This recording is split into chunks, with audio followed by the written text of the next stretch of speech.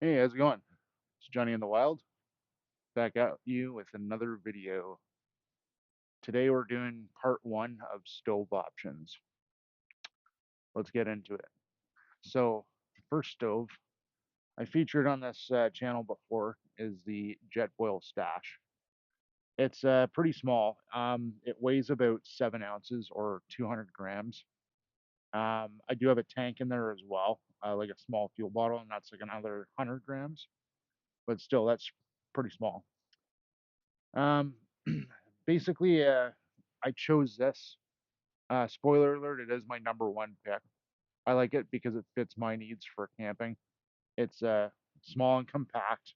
It's very efficient at boiling water, and that's pretty much what I need when I'm camping. I don't always bring like frying pans and pots and like cook up an elaborate dinner. Most of the time, I'm doing like a freeze dried meal, making coffee, tea, hot chocolate, and even sometimes like those packets of soup. So this thing excels at boiling water, and that's probably what it should be used for. What you can do is you can bring a pan, but as you'll see, the stove is very small, and it also doesn't have any pressure settings, pressure regulator, I think it's called. So you can't simmer the flame. It's either off or it's like full blast. So just if you are going to cook with it, just be conscious of what you are cooking with it because it likes to burn stuff. Anyways, let's open her up. It's got a nice silicone covered handle here, which just folds over the top. The lid holds, as I mentioned before, a 100-gram fuel tank, which is very handy. I've never boiled water with the lid on. I wouldn't recommend you do because I think it's just plastic. It could probably take the heat, but I don't do that. I wouldn't recommend it. And then here's your stove itself.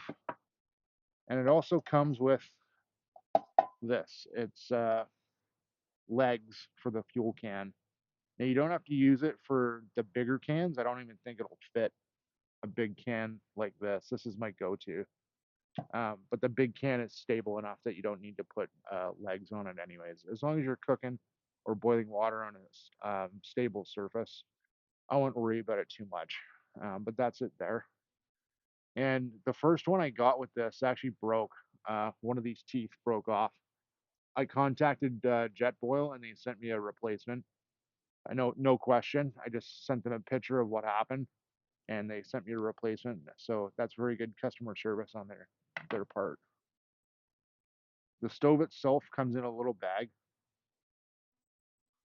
Pull that out, and it's very basic and simple. So you want to take off, sorry, not take off, but um, open this up so it's not folded over, obviously.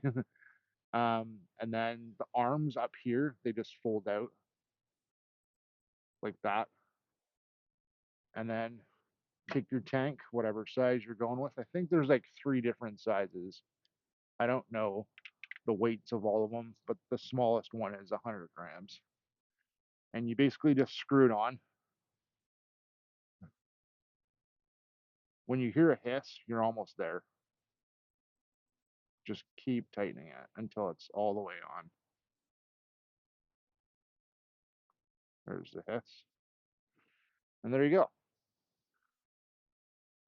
So it's very simple. What I like about this stove particularly is there's little grooves in there. I don't know if you can see that, but it fits this pot perfectly as it should. So it actually doesn't really move anywhere.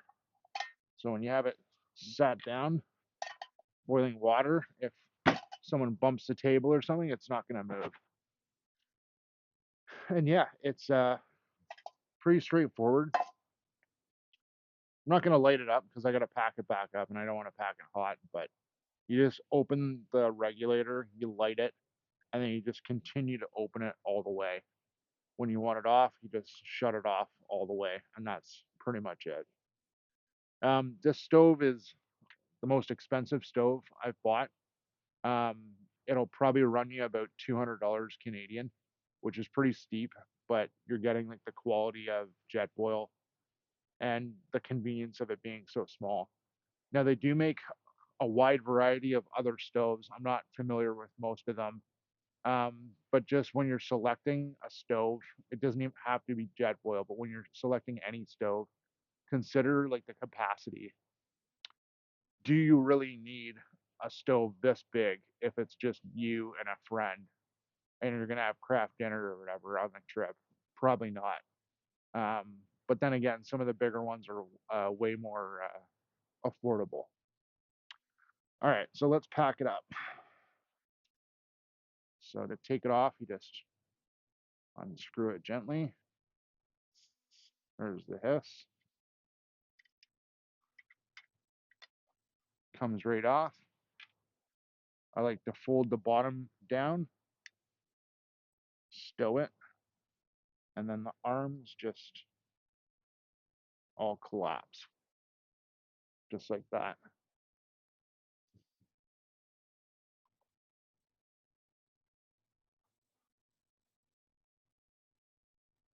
Goes back in the bag. Now, the stove is a little tricky to repack. If you're in a rush and you're not really paying attention, it doesn't really matter um, if you're not running the fuel tank on the lid, it doesn't matter. Just toss everything in. But if you are using stowing the fuel bottle, you're gonna have to pack the stove in a certain way. So those little arms, I know you can't see it, but the arms are right here. You want to lay those down and have the stove sticking straight up. See if I can show you. So you're gonna have the triangle stabilizer down there. You're gonna put the stove to one side, and then the lid just goes on like that. Looks easy, but it took me quite a while to figure that out.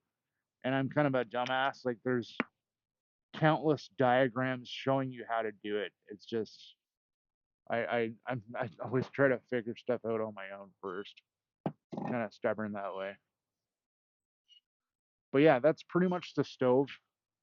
Um, like I said, I would recommend it because I love it, but it's definitely not for everybody. It's really small. There are measurements, I should say, on the side of the pot, and I think the capacity is only zero point 0.7 liters.